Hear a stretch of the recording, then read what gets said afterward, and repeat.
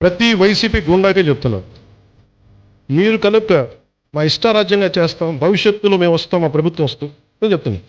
For example, for an argument sake, మీ ప్రభుత్వం వచ్చింది అనుకోండి, తొక్కి నారా తీస్తాను చెప్తాను.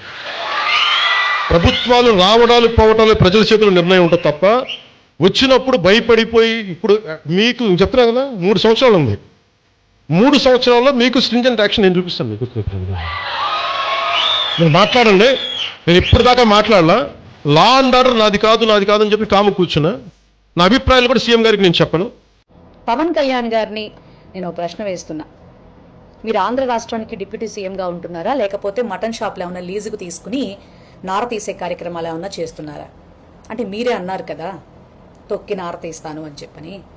ఆన్ కెమెరా చెప్తున్నా, ప్రతి వైసీపీ గుండాకే చెప్తున్నా, మీ ప్రభుత్వం వచ్చింది అనుకున్నాం, తొక్కి నారా తీస్తాను చెప్తాను.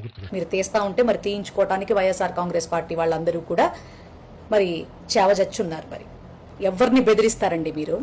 ఏం మాటలు అవి? ఒక డిప్యూటీ సీఎం అంటే ఎంత డిగ్నిటీగా మాట్లాడాలి. అసలు మీడియా లాంగ్వేజ్ కూడా తెలియకుండా ఆన్ కెమెరా అని మాట్లాడుతున్నటువంటి మిమ్మల్ని కంప్లీట్ గా సినీ స్టార్ అనకుండా పొలిటికల్ స్టార్ అన్న వాళ్ళని కదా అనుకోవాలి.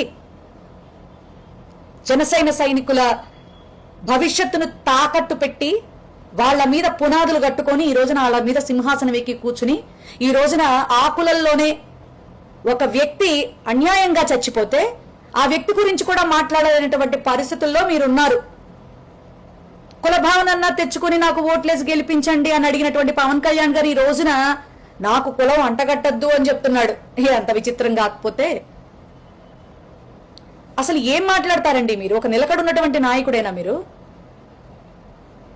ఆ చనిపోయిన వ్యక్తి వెనక సిఐ హస్తం అంత బలంగా ఉందంటే, అతను హోమ్ మినిస్టర్కి తెలియకుండా, తన పై అధికారులకు తెలియకుండానే ఇంత డ్రామా ఆడా?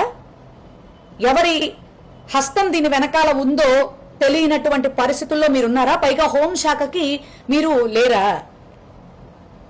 ఉన్న శాఖల్లోనే మనకి లేదు, మళ్ళా లేని హోంశాఖ గురించి మనకి ఎందుకు లేండి. అందరే ఇక్కడ క్యాబినెట్ లో ఒక్కొక్కళ్ళు ఆణిముత్యాలు. ప్రతి డిపార్ట్మెంట్ ని ఎంత అద్భుతంగా నడిపించేస్తున్నారో చంద్రబాబు నాయుడు గారి డైరెక్షన్ లో. మీరైతే మరీను ఆయన చెప్పిన డైరెక్షన్ లో రోడ్డు మీదకి వచ్చి ఏది పడితే అది, ఎక్కడ పడితే అక్కడ మాట్లాడేస్తా ఉంటారు. మీకంటూ ఒక విజన్ లేదా? మీకంటూ ఒక క్లారిటీ లేదా? మీకంటూ జరుగుతున్నటువంటి పరిణామాల మీద ఏం చెయ్యాలి అనేటటువంటి ఆత్మవిమర్శ లేదా మీకు? మీరెందుకని జగన్మోహన్ రెడ్డి గారి మీద 24 గంటలు పడేడుస్తున్నారు నాకు అర్థం కావట్లే. ఆయన అందుకునే ప్రయత్నం కూడా చేయకండి, తట్టుకోలేరు మీరు. మా నాయకుడు వచ్చి ఆ కుటుంబాన్ని పరామర్శిస్తే తప్ప మీకు గాని, మీ ప్రభుత్వానికి గాని, సీఎం గారికి గాని ఒంట్లో సోయరాల. ఇది ఈ రాష్ట్ర ప్రజలందరికీ తెలుసు. సిబిఐ ఎంక్వైరీ వేయకుండా మరి రాష్ట్రంలోనే ఒక ఎస్పీతో కమిటీ వేసి ముందుకు నడిపించేస్తున్నారంటే ఏం చేయాలి మిమ్మల్ని? ఏం మాట్లాడాలి మిమ్మల్ని? మేము కుల రాజకీయాలు చేస్తున్నామా? మేము జనసేన, మాకే నాయకులు లేరు, మేము గెలిపించుకున్న నాయకుడు ఇంతవరకు మమ్మల్ని కనీసం పలకరించలేదు అని వాళ్ళ మేనమామ గారు, వాళ్ళ పెద్దమ్మ గారు కూడా మాట్లాడారు. వాళ్ళకి చెప్పండి సమాధానం. ఎవరు కుల రాజకీయం చేస్తోంది? ఈ రోజున నాకు కులం అంటగట్టద్దు అని చెప్తోంది ఎవరు? ఏ రోజు కూడా కులం, మతం, ప్రాంతం, పార్టీ అని చూడకుండా తన టైంలో అత్యద్భుతంగా పాలన చేసినటువంటి వ్యక్తి జగన్మోహన్ రెడ్డి గారు. ఆయనతో మీకు పోటీ సాటా ఏంటి? 29లో మా గవర్నమెంట్ వస్తే తొక్కి నార తీస్తారా? మీరు నాకు తీసిన నారలన్నీ ఇంకా 3 years టైం ఉందని కూడా చెప్పుకుంటున్నారు కదా. ఆ నారలన్నీ ఒక్కొక్కగా పెట్టుకోండి. ఆంధ్ర రాష్ట్రంలో వచ్చి మేము తాడల్లి చూపిస్తాం, ఎలా ఉంటుందో మా పాలన కూడా చూపిస్తాం.